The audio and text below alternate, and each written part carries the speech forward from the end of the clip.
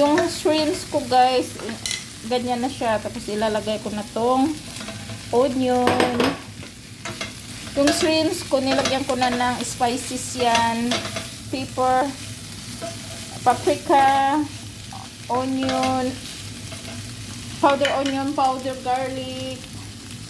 At saka ngayon, lagyan ko na ng ketchup.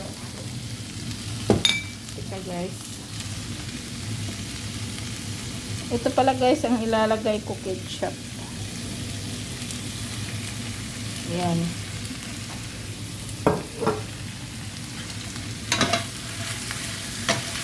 Ganyan guys. Tapos lagyan ko ng sugar.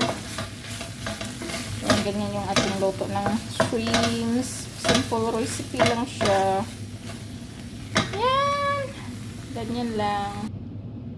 So, yan guys, luto na. Easy lang lutuin ang hipon. At tapos nilagyan ko ng spring onion. Ayan, ready to eat na guys.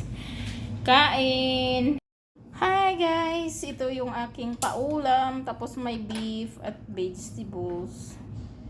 Ayan, kakain na yung alaga natin na pangalawang alaga. Kasi yung isa kumain na.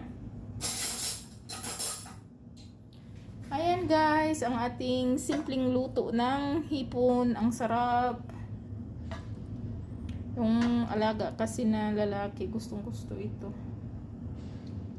Ayan. Yummy!